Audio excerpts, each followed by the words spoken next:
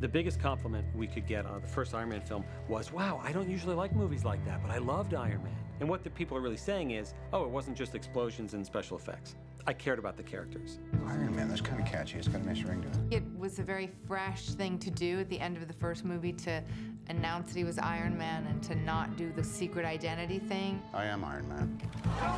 It's one thing to say you're Iron Man and another thing to actually even know what that means. It allows for a whole world of possibilities that don't normally exist in this kind of a movie. To really flesh out this character, make us, care about this guy and really wonder what's this dynamic gonna be. There's so many interesting characters and relationships. When you have somebody like Robert Downey, you have Gwyneth Paltrow, you've got a character as rich as Tony Stark, you want to further explore the trials and tribulations of being Tony Stark. Part of the appeal of Tony Stark is the damage, and, he's a complicated figure. And somebody who is seemingly on top of the world, who has no connection to their father at all. I never got to say goodbye to my father. He has to be injured by the ghost of his legacy. And I thought that was great. So this time we wanted to tell this part of a bigger story, It feels really fresh and exciting. Everyone has the common interest of creating the best movie possible. Kevin Feige, I've heard a million times say, I'm sitting in my seat, I want to see Iron Man do this. We found a tone with Iron Man 1 that was new and fresh and cool. And how do we keep that tone going? We were an underdog the first time we came around. All eyes were on us this time.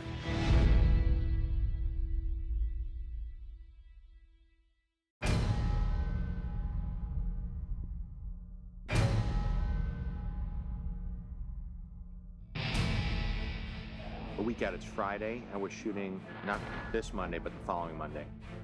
Mickey hasn't come into town yet. I've only sat down with the guy once. He's called me and texted me from Russia. He took it upon himself to fly to Russia and go to a prison, which I thought showed some commitment. He keeps faxing me lines that he wants to translate into Russian that he wants to say to his cockatoo. And I say, that's your prerogative.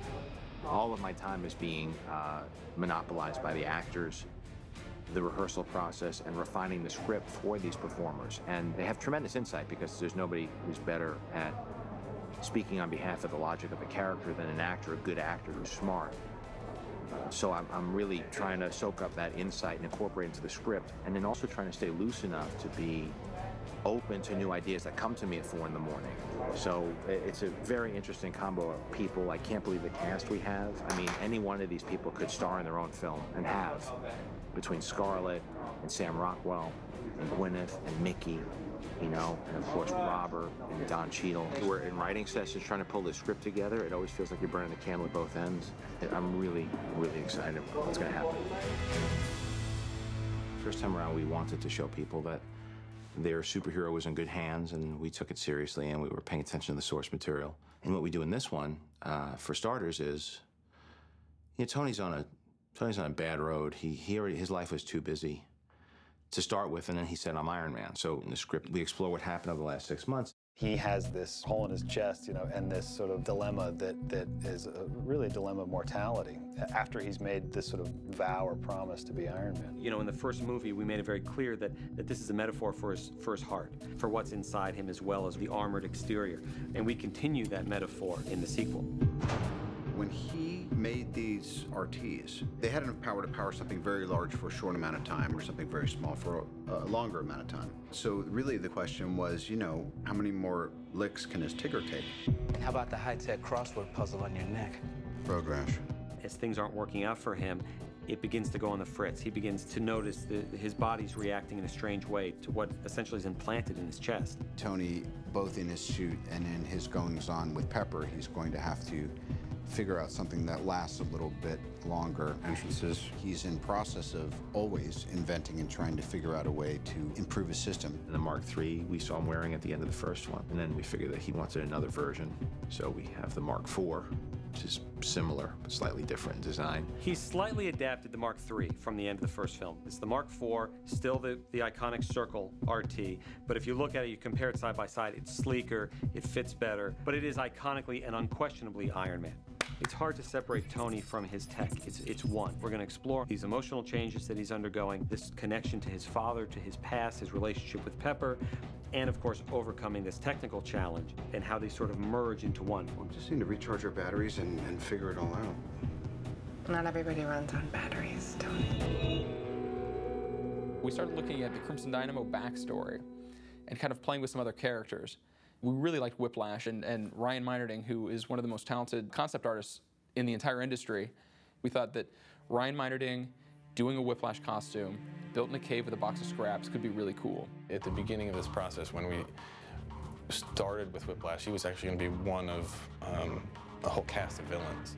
So, based on sort of lesser villains in the Iron Man universe. So when I designed him, I didn't know that he was actually going to be the main villain.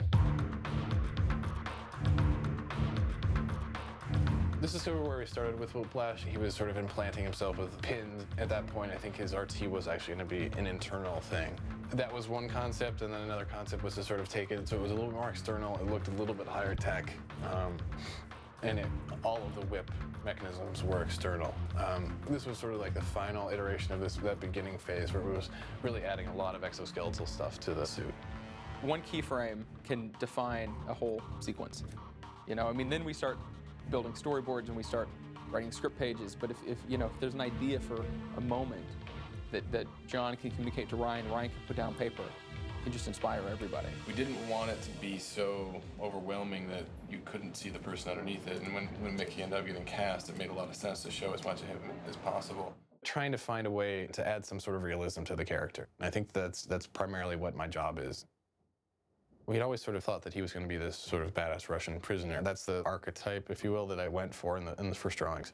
When you found out that it was going to be Mickey, it was definitely, it added a lot to the design, and I ended up doing a sketch of him as that character. And I think it added a whole new, really, gritty, dark dimension to it. That's great. The keyframes are important, too, because I'm going to have Mickey in here today, and this is going to mean a lot more than the pages. This is going to be as an actor, I get that. Fortunately, I have a really good team of people, and we've divided the work well, and I feel like I've delegated properly, and I have a lot of good people working on the visual effects side of things, and we're really a step ahead as far as motion capture and doing previs based on performance by stunt people, and Maddie's in the volume operating the camera. So our previs isn't just coming out of a previs department of animators and basically, techs that are doing the job of the editor, the stunt coordinator, and the cinematographer. We're actually engaging all those people in that process. So my hope is that we're actually a leg up on that work. And I'm learning a lot from the animation model that as it informs the animated elements of this film. And my job has been to keep that consistent with what we're doing in the script and with the actors. With this much action and this much visual effects, storyboards pale in comparison to what previs can do. Ultimately, that was just a template. It was sort of an example of a vibe for the camera that everybody can sort of understand. And then subsequently, you have first unit shooting what we have to shoot. We have second unit shooting what they have to shoot. You have the effects people knowing exactly how much we're going to see. It's a better method of communication, really, for all the people that have to be involved.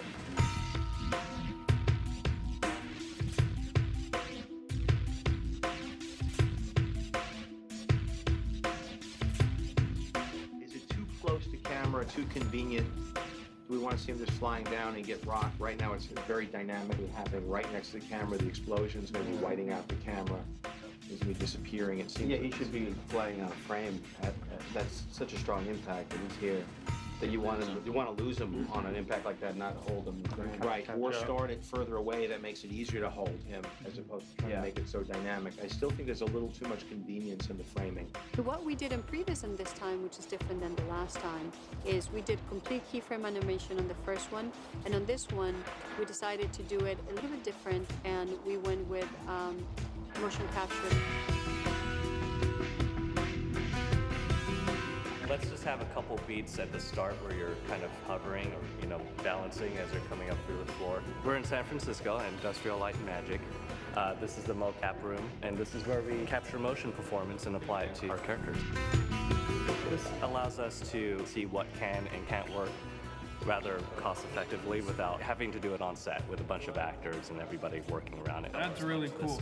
That's awesome. Yeah, let's do this one right now. We can easily just shoot some motion capture, put it into the computers, apply it to Iron Man or War Machine, see if it's working, and then if it is, done. If it doesn't, then we can come back down here and reshoot something. Fight choreography was captured digitally through the use of motion capture and then put into the computer system, which was ultimately the previs.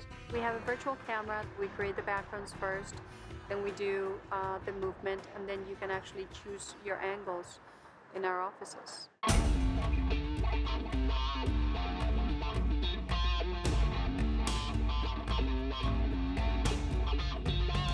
You know, we lose sight of Iron Man, and what we could do is here, we could have this guy fly away. Yep. Right now he flies back, I think. Yeah, see, I'd hide him, and then boom. You know, I'll hide him. Yeah. Like it'll be a reveal on him falling back. You'll see that. Boom, got him. Yeah. We were putting a camera, a handheld camera, to the action in the Japanese garden. All the stuff that you've seen here is motion captured. Been put in this computer, this volume, and now we're in this room shooting it as if we were shooting the scene. That magic up there allows us to triangulate the camera based on the digital environment.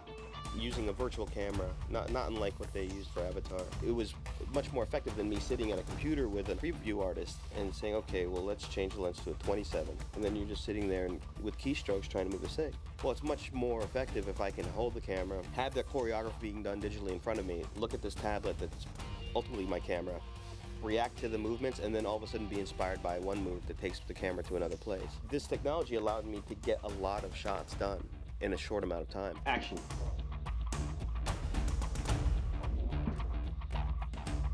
Cut. About a week ago, I was starting to freak out. When it was looking for a minute there, like it might not be working out with Mickey. That really scared me because even though I don't know what to expect with him, I know he's going to bring something, and the last thing I want is it to be boring and predictable. And I know that even though I don't know the guy and it's going to be interesting working with him, I know he's going to bring something really cool and inspired. And I'd rather manage that than try to inspire somebody who's coming in just to please. Mickey has, he's just a sweet and smart actor. John felt this strong connection to the idea of Mickey being brought into the loop. I think it's really good because everybody's in sync together. You know, Robert is going to bring his thing to the table, and, you know, I bring whatever I'm feeling that day. I think probably the most intense, legitimate, real process-driven days were the days where John and Mickey were working very closely on kind of building up his backstory. This is what you've been working on your own in Russia. In Russia. And the big thing, which is just a circle right now, is the piece of tech that fits in here that actually Russell Bobbitt, the prop guy, I think he's bringing the real one. Oh, is he? And we're going to install it so you can see it lit. Ryan had designed, he gave us the designs for Whiplash, you know, approved by John. We wanted to kind of give it a much rawer, grittier feel to it. Bruce Mitchell, who's doing some fabrication work, he just took that and he just ran with leather, does great leather work. We will have little parts that will be moving on the back that are radio controlled, and with a little spine piece that moves. So we may have about 4 or 5 servos, you know, on the back side of the suit. This is the original mock-up for Whiplash that we put together. It's all kind of out of foam parts, but we did this so we could just get the initial feel of how he's going to move. You can see here we have spandex or flexible parts through here. It's just an idea to conceptually get a working suit down before we moved into the leather. These things back here will be this color. Yeah, well, something like that. Yeah. I mean, this is what the Iron Man suit is made out of. So Lawrence, when Bruce gets here, this is broken. Should I whip this thing on? Yes, you'll try it on? Yeah, absolutely. I'm sitting here now before we've even filmed a day of him in this suit. And I think you have to include the actors because they're the guys that bring the stuff to life. Because the more interactive and the more they feel that they belong to that thing, the better. I didn't really want to be in a whole full suit. You know, that was part of the appeal to me, that it was just, you know, it was skin and leather and whatever these things are made out of.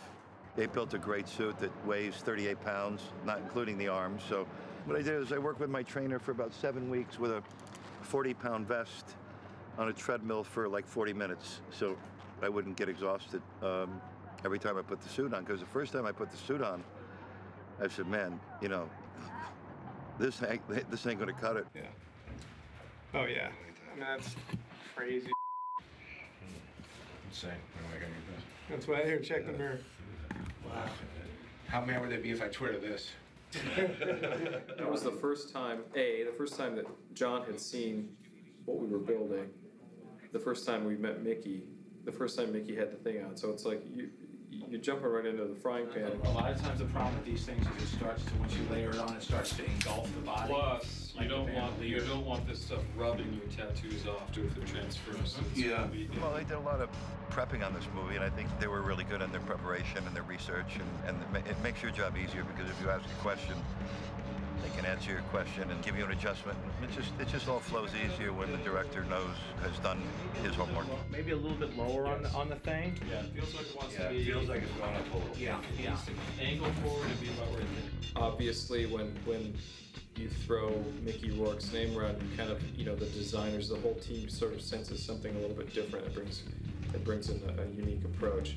But we're still early on that one, and I think it's going to be fantastic, but I think that we've got a long ways to go. This time around, we get to unveil the gun-riddled version of Iron Man that is War Machine.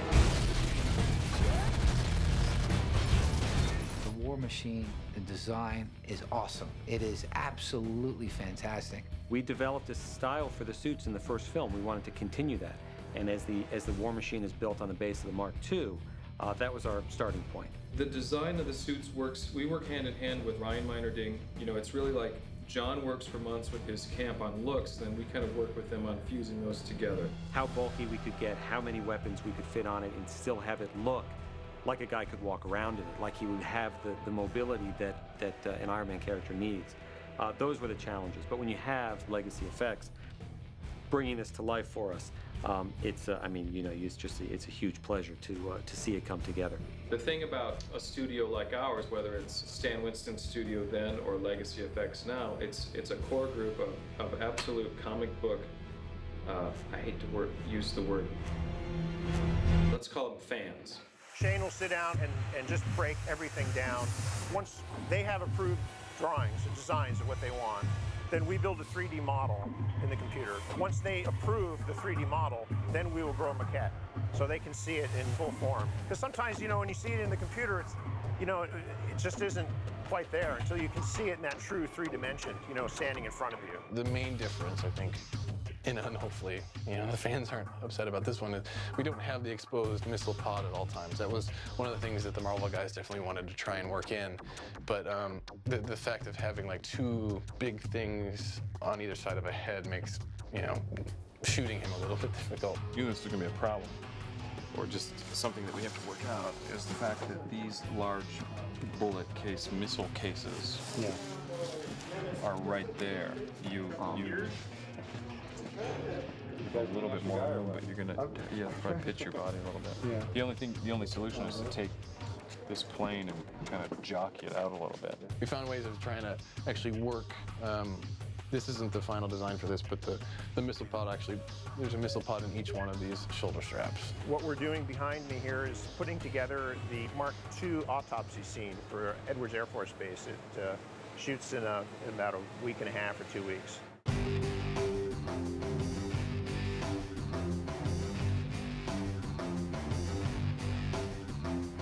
From our molds from the original show, we've recast pieces and had them all, this is all nickel plating, real metal nickel plating. We mocked this up at first, and John went through and decided what areas he'd really like to see broken apart that would work for the story in his mind. But you can see down in here, we'd never really seen the inside of the Mark II.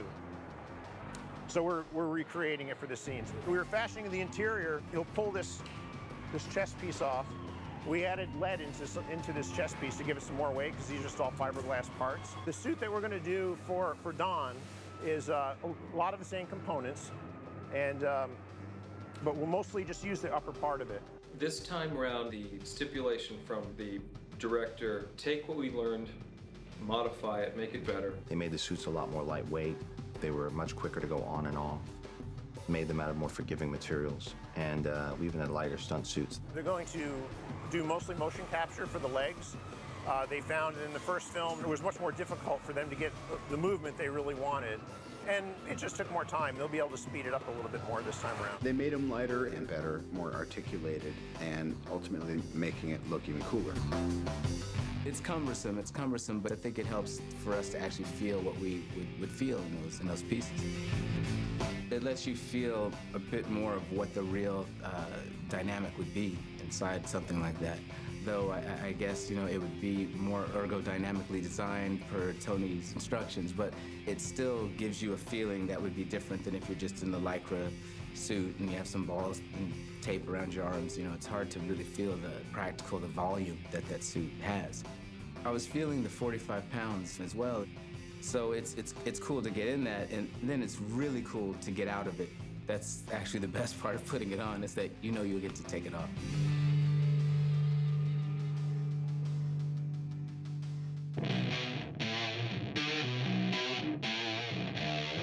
We're doing our camera test now for costumes and makeup. I'm looking at Scarlett for the first time with her new hairdo. I mean, when you think about what it would normally look like, I'd probably be wearing like some horrible policewoman bun. So the fact is, we might as well make it look as good as we want, because it doesn't make any difference. You know what I mean? Yeah. It's a comic book, and plus when you're doing all the flips and things with the hair going, it's probably gonna be great. And then you could have those great moments where you sort of whip your exactly. You whip your hair back.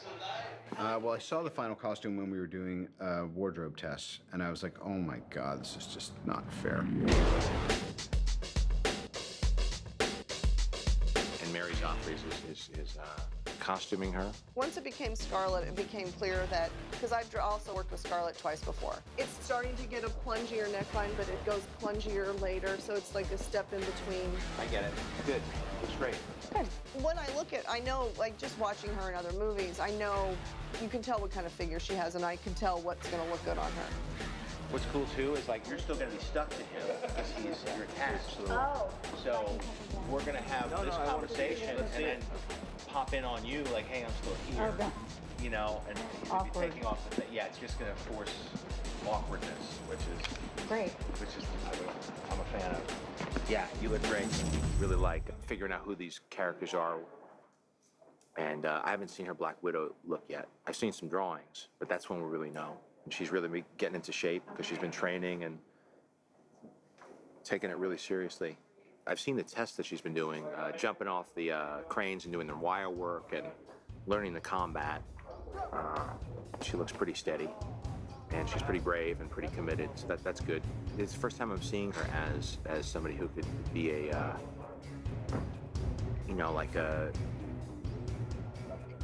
somebody who could be the star of a comic book movie. 3, 2, 1, go. 3, 2, 1, go.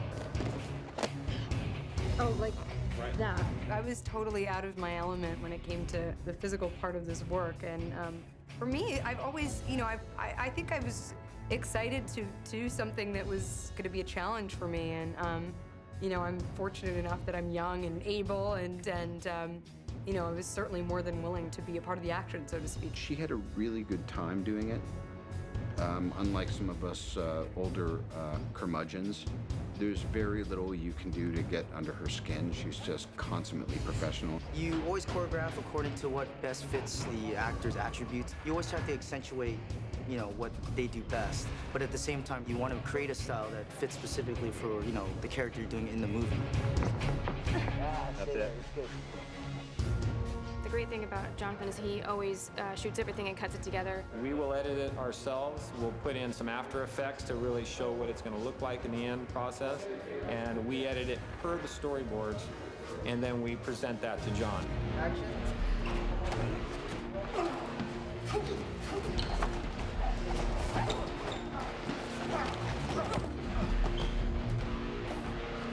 Better.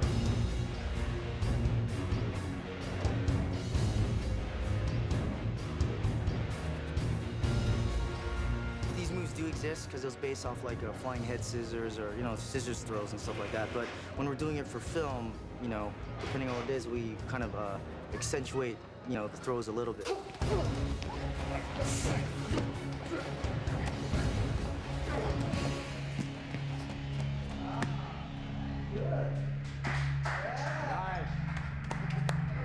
When you see those action movies and you know, it's like the back of somebody's head, and then all of a sudden they give that one pose at the end, and you're like, that was not, that was the lamest thing. You know, you want to see the actor risking their life, you know. 2, 1, go.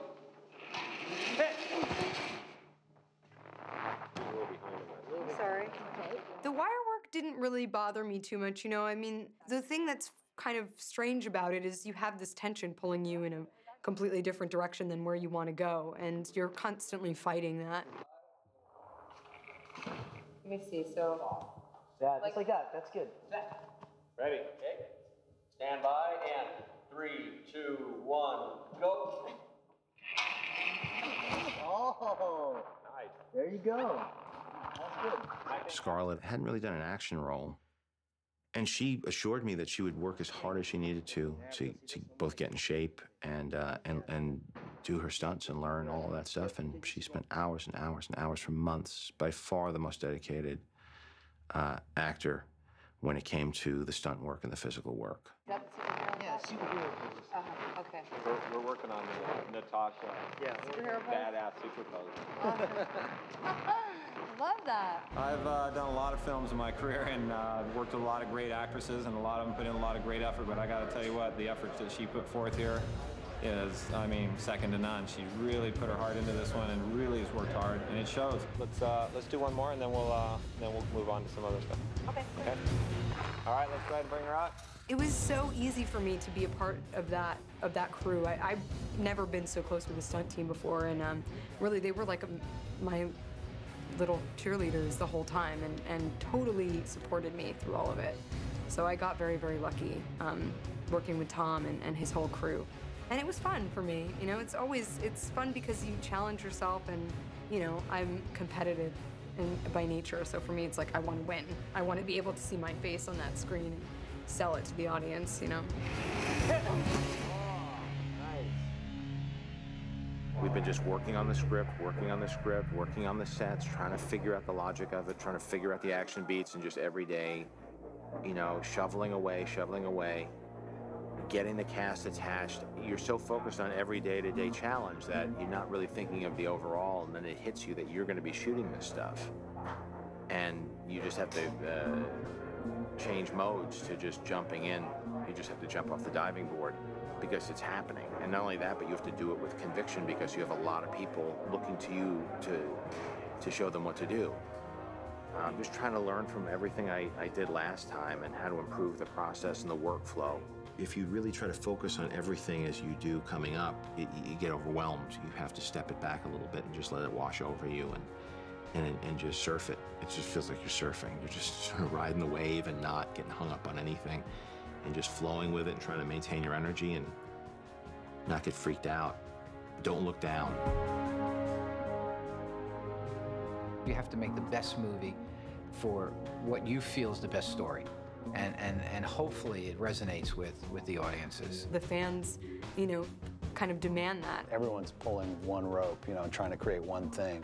And when it works, when there's that sort of symphonic quality, then it elevates. It's up to us to choose, and it's difficult to choose the right elements to put into a 2-hour movie. I think as we started digging through that material, you know, it became apparent that there was a hero there that was kind of unlike all the others. I cannot wait to suit up and kick some ass. To the fans of Iron Man, I'm the biggest fan of Iron Man.